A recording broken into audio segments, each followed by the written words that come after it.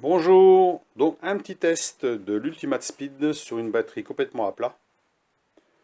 Alors pour le test, j'ai laissé brancher la lampe de 60 watts qu'on voit là-bas. Elle est branchée en permanence dessus depuis une journée. Et pour qu'il reste pratiquement plus rien dedans, voire plus rien. Donc on va contrôler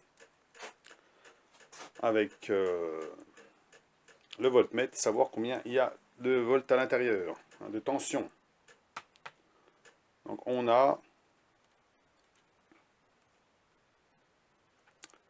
122 millivolts. Voilà, c'est en millivolts, c'est pas en volts. C'est 122 millivolts. Donc, on va dire qu'elle est cuite, donc archi morte. Donc, on va, comme si on boostait la voiture. Là, on n'est pas sur une voiture, bien sûr, mais on pourrait la mettre sur une voiture et savoir si elle démarre. Alors, pour savoir si ça démarre, ici, on a un voyant vert qui va s'allumer.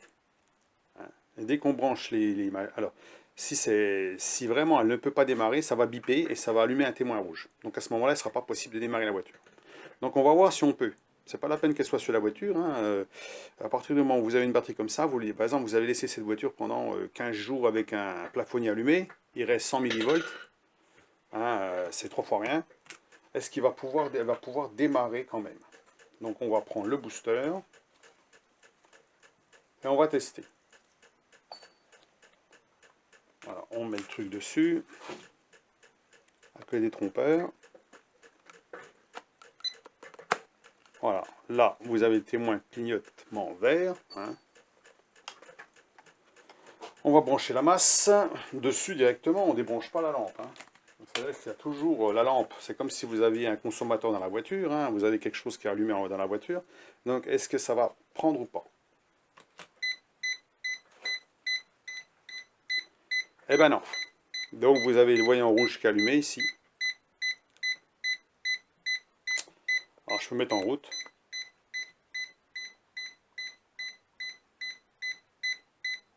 Ça ne marche pas, il bip, et le voyant rouge est allumé. Donc là vous ne pourrez pas démarrer la voiture. Alors on va enlever la lampe.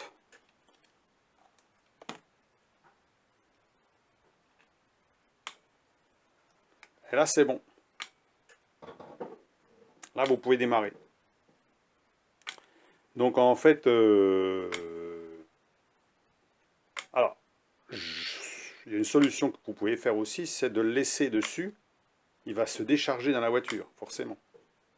On va le laisser un peu, comme ça. Vous le laissez une dizaine de secondes. Enfin 10 secondes, 15 secondes, 15-20 secondes. Là, le booster va se décharger dans la batterie. D'abord, on entend qu'il claque. Il n'y a pas besoin de le mettre en route, en fait. Que ça soit en route ou pas, ça ne change rien. Il fonctionne, il est toujours dans le vert. Voilà. Et ensuite, on va rebrancher. On va rebrancher la lampe. Et on va mettre le booster dessus. Et voilà. Là, il allume la lampe. On voit la lampe allumée là-bas. Et là, ça permet de démarrer. Voilà. Parce que la batterie a pris un peu de jus. Donc voilà. Donc là, on va couper, c'est pas la peine de laisser tourner. On va contrôler la tension. Vous voyez, déjà, il y a du jus encore dedans. Alors, on débranche toujours la masse et puis le plus après. Donc, voilà, sur une voiture, on fait comme ça. Donc, on va contrôler la tension maintenant. On a laissé le booster dessus. Pas longtemps, on l'a laissé quand même pas très longtemps. Mais ça envoie énormément de courant d'un coup. Donc, c'est ça qui est avantageux, qui est pas mal. Donc, ici, on a 4 volts 3. Et déjà, ça a changé. Si on le laissait un peu plus longtemps, il monterait en tension. Alors voilà ce qu'il faut faire quand vous avez une batterie qui est un peu à plat. C'est de débrancher la masse, mettre le booster dessus. Si vous essayez avant pour voir. On essaye avant de mettre les pinces sur les cosses. Si ça ne marche pas, vous débranchez, vous en débranchez une, vous mettez le booster dessus. Et le peu de tension qui va rester dessus, le peu de tension qui va rester à l'intérieur, va permettre au booster d'envoyer du courant dedans. Vous laissez une quinzaine de secondes, 15-20 secondes, et puis après vous pouvez à ce moment-là remettre la cosse et démarrer la voiture. Donc ici, alors, prévoyez une clé quand même, hein, parce que bon, si c'est une clé de 10 par exemple, voilà, pour démonter une cosse, si vous vous retrouvez sur un parking ou autre chose, vous avez au moins une clé pour démonter une cosse. Hein. Voilà, donc ici, on est toujours chargé à fond. Alors là, ça veut rien dire, hein. J'ai remarqué un truc, ça ne veut pas dire grand-chose, on va montrer un truc déjà. Est-ce qu'en le chargeant, il ne va pas se mettre à clignoter? Oui. Donc on va le mettre en charge, on va regarder. Donc on débranche l'appareil. On va mettre le chargeur dessus. Donc là, j'ai ce qu'il faut. Le petit fil. Alors, il est où le fil? Il est là. Le chargeur. Voilà. Le petit fil. On va le mettre. C'est toujours un petit peu embêtant avec ces machins pour enfiler ça là-dedans. Voilà. Et on va brancher dessus. Vous voyez? Là, il clignote. Ça veut dire qu'il a perdu de la puissance. Il s'est déchargé très très rapidement dans la batterie. Il ne faudra pas le laisser trop longtemps branché sur la batterie, même si on ne démarre pas la voiture. Hein, parce qu'il va se décharger rapidement dans la batterie qui est vide. Donc c'est déjà bien, parce que ça permet de recharger la batterie qui est vide. Mais le problème, c'est que votre booster, il a perdu de la puissance. Donc il ne faudra pas laisser trop longtemps. Je vous ai dit 10 ou 15 secondes, pas plus. Hein. Assez pour pouvoir démarrer la voiture. Donc là, il faut que je le laisse en route pour qu'il se recharge. Voilà. Ça, il faut le savoir. Alors que si on débranche, on voit que il a l'air d'être chargé à fond. Vous comprenez? Donc là, je vais le laisser se charger. Alors c'est bien avec les types C, c'est qu'on peut les mettre dans un sens ou dans l'autre. Hein. Contrairement à d'autres, type A ou B, je ne sais pas quoi, vous avez un sens. Celui-là, il n'y a pas de sens. Vous pouvez le mettre dans un sens ou dans l'autre, il n'y a pas de problème. Donc voilà pour la petite vidéo du test.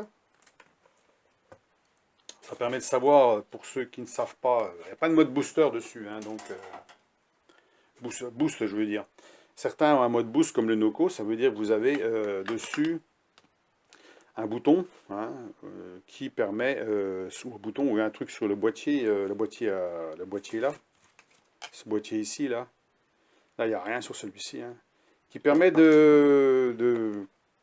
en fait, de mettre la batterie en direct, la batterie du booster en direct avec la batterie de la voiture.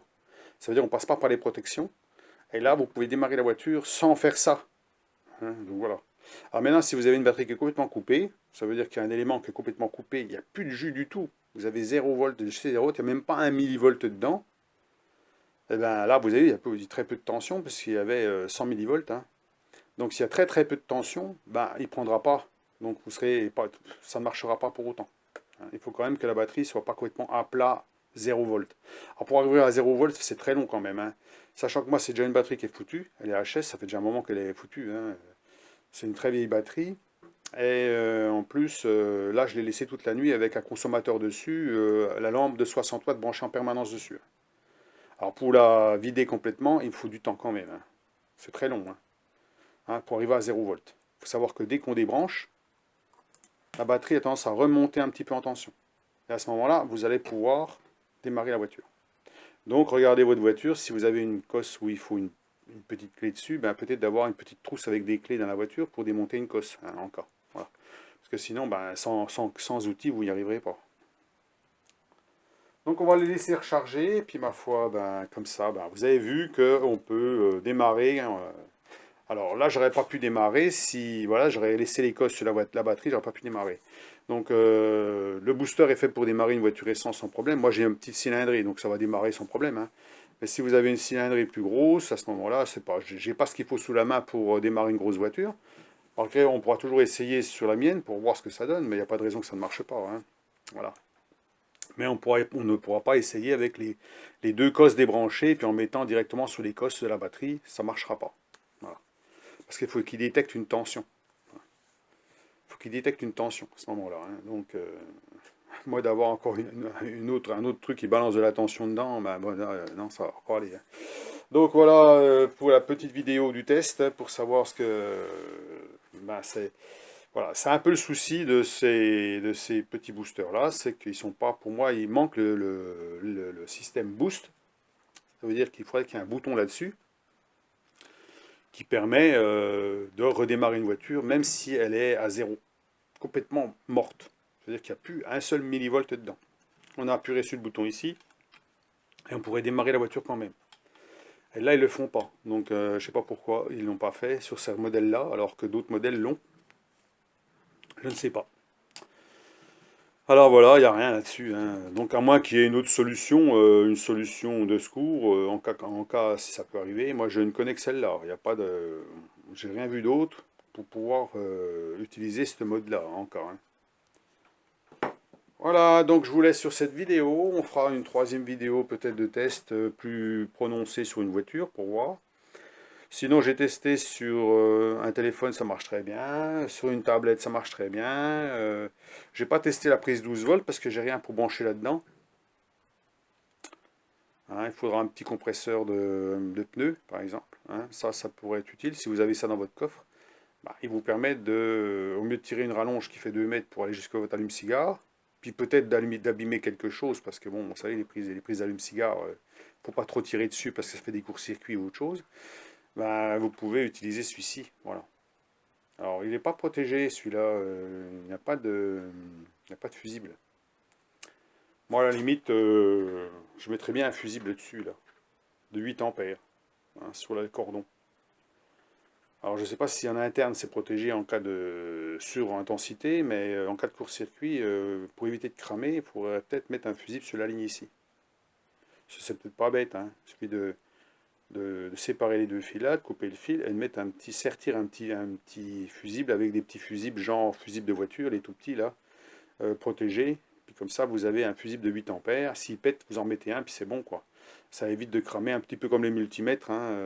Faut mieux prévoir que courir quand on utilise ce genre de choses, hein. À moins que sur l'appareil que vous utilisez, il y a déjà un fusible, hein. À moins qu'il y a déjà un fusible, d'accord, mais sinon, on ne passe pas par les fusibles de la voiture, là, hein. Donc voilà.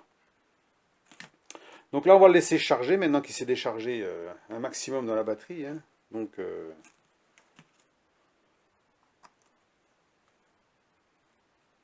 il n'y a déjà plus rien, hein. La batterie a déjà bouffé ce qu'il y avait dedans, hein. Donc c'est sûr que ça... Voilà, hein. Donc voilà pour la vidéo. Allez, je vous laisse. Et puis ma foi, ben, bonne continuation, bon bricolage, amusez-vous bien. Et puis ma foi, ben, comme ça, bon, on peut tester des appareils, c'est quand même toujours sympa, hein. Et puis, moi j'aime bien ces petits appareils-là, c'est pas mal, hein. Bon, alors c'est le premier de la série que j'ai, hein. Enfin c'est le deuxième maintenant.